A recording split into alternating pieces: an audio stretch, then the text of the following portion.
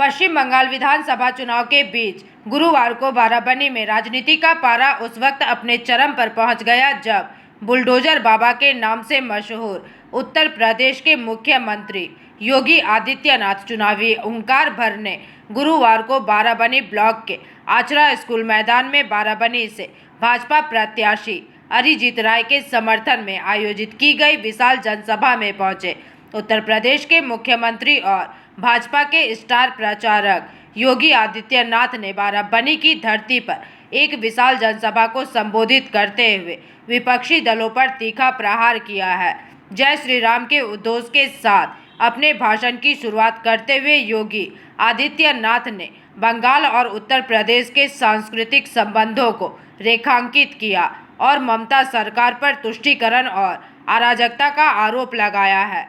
बाराबनी में योगी आदित्यनाथ का क्रेज इस कदर दिखा कि गर्मी के बावजूद आचरा स्कूल मैदान छोटा पड़ गया।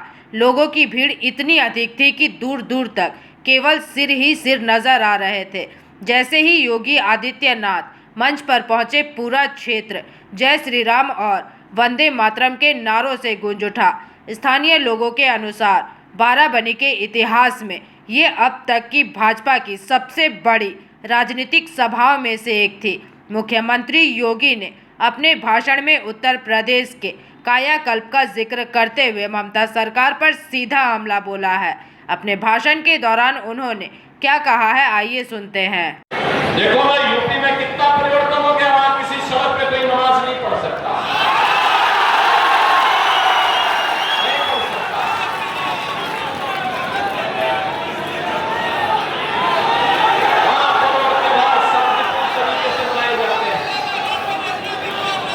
कोई अराजकता नहीं, कोई गुंडागर्दी नहीं। हर बेटी और बाल को सुरक्षा की गारंटी है। लेकिन बंगाल में धड़ल्ले से गौ कसी होती है, गौ हत्या होती है, गौ तस्करी होती है, पर्व त्योहार के पहले उपद्रव हो जाते हैं। और इसलिए बहनों और भाइयों, इसकी गारंटी, सुरक्षा की गारंटी, समृद्धि की गारंटी, आने वाले उज्जवल भविष्य की गारंटी केवल और केवल बीजेपी है। और आपके पास तो बीजेपी ने और जीत राय जैसा जुझारू कार्यकर्ता दिया है आपके लिए,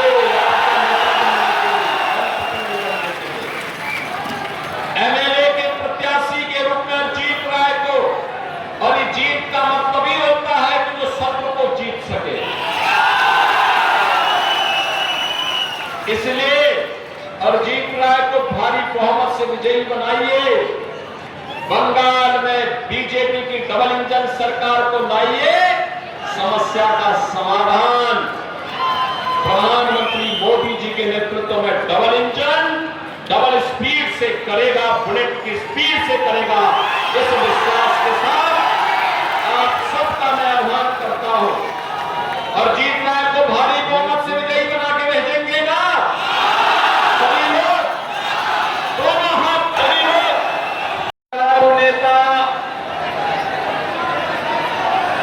श्री अरिजीत राय जी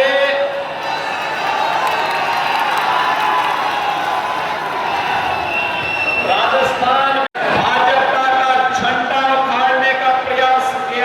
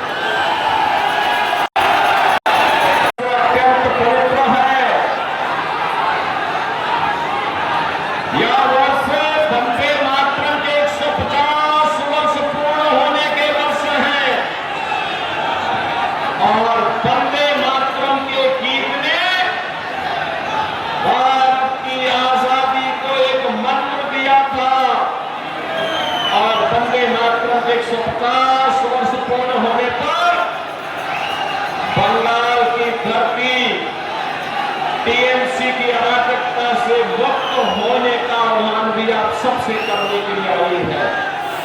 मानस के सामने, नौजवानों के सामने, बेटी और बहनों के सामने एक भय का माहौल पैदा किया है। इनके कारण माफिया पैदा हुए हैं, सैंड माफिया, कोल माफिया, लैंड माफिया। ये माफिया पकड़ के एक बीजेपी इसको समाप्त करेगी, बीजेपी का संकल्प है। और जो जनता के लिए मोदी जी पैसा भेजते दिल्ली से, एक टीएमसी के गुंडे जो पैसा हजम कर जाते हैं, बहनों और भाइयों,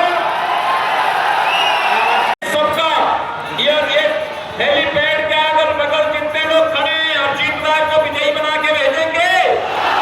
दोनों हाथ पा करके मेरे साथ बोलेंगे, भारत माता की, भारत माता की। मैं तो आप सबसे इस बात की अपील करने के लिए आया हूं कि जो लोग पिछले 15 वर्षों से बंगाल को पहचान के संकट के दौर से गुजार दिए हो, जब उत्तर प्रदेश के अंदर माफिया की हड्डी और पसली को यूपी का बुलडोजर ठीक करता है और उसकी संपत्ति को अपने कब्जे में लेकर के गरीबों का आवास बना दिया है, तो माफिया राज समाप्त हो जाता है। आज यूपी में न कर्फ्यू है, न टक्का है, यूपी में अब सब चलना है।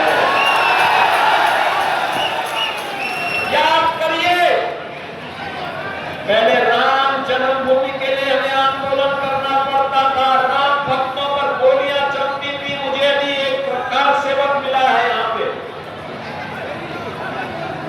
और राम भक्त कह रहा था कि मुझ पर 1990 में टीएमसी की पार्टनर पार्टी समाजवादी पार्टी ने गोलियां चलाई थी, इनकी सरकार ने गोलियां चली थी। ऐसे यूपी में भी जैसे ममता दीदी को राम नाम से चिढ़ है, पूजा से चिढ़ है, ऐसे ही यूपी में भी चिढ़ होती थी। और डबल इंजन की सरकार आई, अब अयोध्या में भगवान राम का दुनिया का सबसे बड़ा मंदिर बनकर के खड़ा हो गया। ओ दादा, रोक पाई क्या? समाजवादी पार्टी रोक पाई क्या? टीएमसी रोक पाएगी? इसकी गारंटी केवल और केवल मोदी जी की गारंटी हो सकती है। ये गारंटी केवल बीजेपी दे सकती है कि दंगा नहीं होगा, कर्फ्यू नहीं लगेगा, लेकिन गौ माता को कटने नहीं देंगे और हिंदुओं को कटने नहीं देंगे।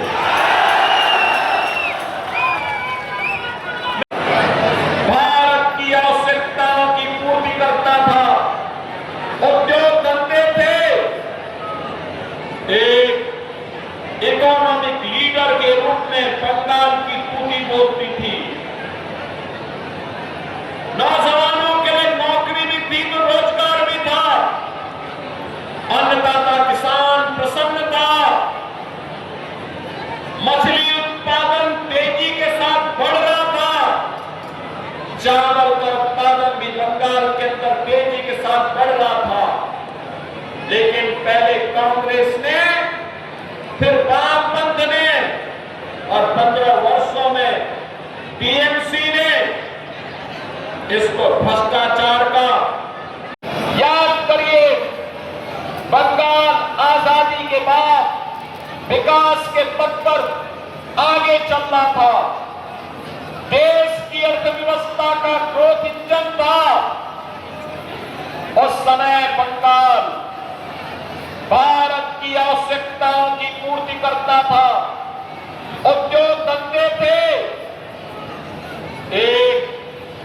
इकोनॉमिक लीडर के रूप में बंगाल की टूटी बोलती थी।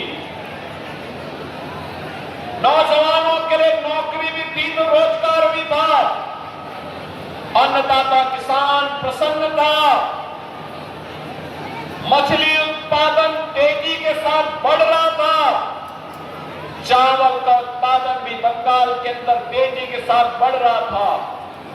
लेकिन पहले कांग्रेस ने, फिर वामपंथ ने और 15 वर्षों में टीएमसी ने इसको भ्रष्टाचार का, भय का, अराजकता का एक केंद्र बना करके आज चावल का उत्पादन घट रहा है।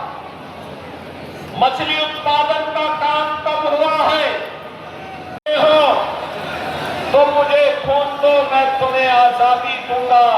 इसका उद्घोष नेताजी सुभाष चंद्र बोस ने दिया था। बंगाल की धरती ने नेताजी को भारत को दिया था। और याद करिए, भारतीय जनसंघ के संस्थापक अध्यक्ष डॉक्टर श्यामा प्रसाद मुखर्जी, एक देश में 2 प्रधान, 2 विधान, 2 निशान नहीं चलेंगे का घोष करने वाले डॉक्टर श्यामा प्रसाद मुखर्जी बंगाल की देन थी। और बंगाल के कारण आज भारत के अंदर जो आतंकवादी, जो उग्रवादी कश्मीर को पृथक मान्यता देने के लिए कांग्रेस की कुत्सित चालों के कारण भारत की एकता और अखंडता को चुनौती दे रहे थे, डॉक्टर श्यामा प्रसाद मुखर्जी के उस संकल्प को आज भारत के प्रधानमंत्री श्री नरेंद्र मोदी जी के नेतृत्व में और सपने को जो कभी बंगाल के सपूत डॉक्टर श्यामा प्रसाद मुखर्जी ने देखा, आज से 9 वर्ष पहले उत्तर प्रदेश की भी थी। याद करिए, उत्तर प्रदेश 9 वर्ष पहले वहां हर दूसरे तीसरे दिन एक दंगा होता था। कोई पर्व और त्योहार नहीं हो सकता था। बाल और बेटियां सुरक्षित थी। गुंडागर्दी चरम पर थी। अपराध चरम पर था। माफिया हावी थे। और जनता की सुविधा और जनता के विकास के लिए आने वाले पैसे में ऐसी डकैती पड़ती थी। इसका उपचार केवल और केवल एक है, और वह है डबल इंजन की भाजपा की सरकार। डबल इंजन की भाजपा। बहन और भाइयों, आज आप देख रहे होंगे, जब उत्तर प्रदेश के अंदर माफिया की हड्डी और पसली को यूपी का बुलडोजर ठीक करता है और उसकी संपत्ति को अपने कब्जे में लेकर के गरीबों का आवास बनाती है, तो माफिया राज समाप्त हो जाता है। आज यूपी में न कर्फ्यू है, न दंगा है। यूपी में अब सब चंगा है। बहनों और भाइयों, मैं बंगाल की इस पावन धरा को नमन कर रहा हूं, जो भारत की प्रेरणा भूमि रही है। ये बंगाल की भूमि आज से नहीं, सैकड़ों वर्षों से भारत की प्रेरणा भूमि थी। ये प्रेरणा भूमि, जिस भूमि ने भारत को राष्ट्रगान जन गण मन के रूप में श्री रविंद्रनाथ ठाकुर की कृति के माध्यम से पूरे देश को एक राष्ट्रगान दिया। ये बंगाल की भूमि है जिसने भारत को राष्ट्रगीत वंदे मातरम दिया। वर्ष अत्यंत पवित्र है। यह वर्ष वंदे मातरम के 150 वर्ष पूर्ण होने के वर्ष है और प्रधानमंत्री मोदी जी के नेतृत्व में डबल इंजन डबल स्पीड से करेगा, बुलेट की स्पीड से करेगा। इस विश्वास के साथ आप सबका मैं आह्वान करता हूं और जीत राय को भारी बहुमत से विजयी बना के भेजेंगे ना सभी लोग। दोनों हाथ पकड़ करके बोलो मेरे सामने, सभी लोग जिताएंगे, भारी बहुमत से विजयी बनाएंगे, आशीर्वाद मिलेगा ना। ये पीछे में जो लोग खड़े हैं, दीवार के ऊपर जो खड़े हैं, सबका ये हेलीपैड के अगल बगल कितने लोग खड़े हैं और जीत राय को विजयी बना के भेजेंगे। दोनों हाथ पकड़ करके मेरे साथ बोलेंगे, भारत माता की, भारत माता की, भारत माता की, वंदे वंदे वंदे, जय श्री राम, जय श्री राम।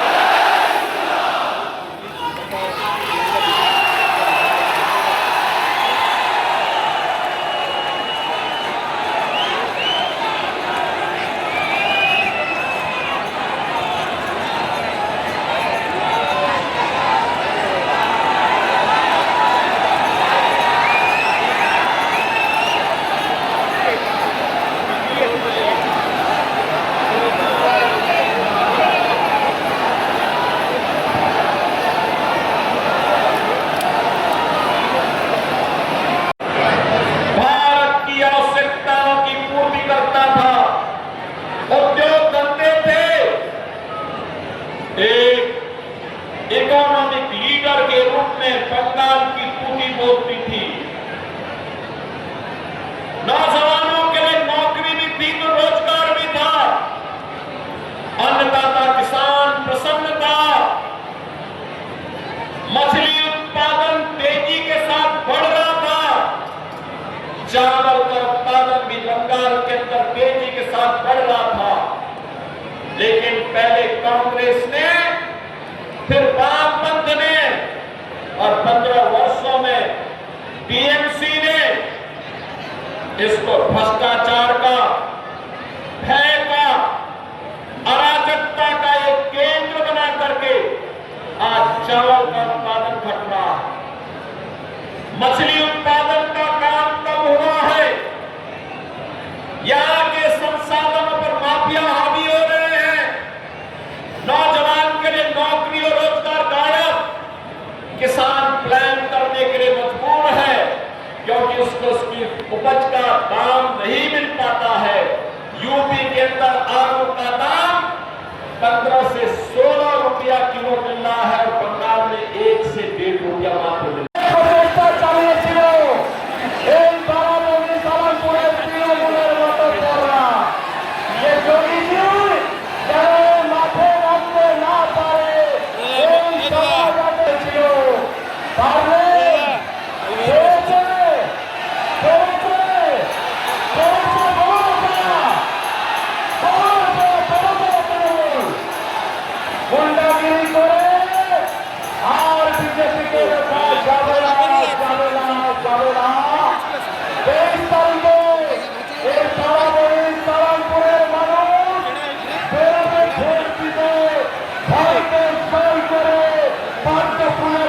राहुल तिवारी की रिपोर्ट, पीवीटीवी न्यूज़।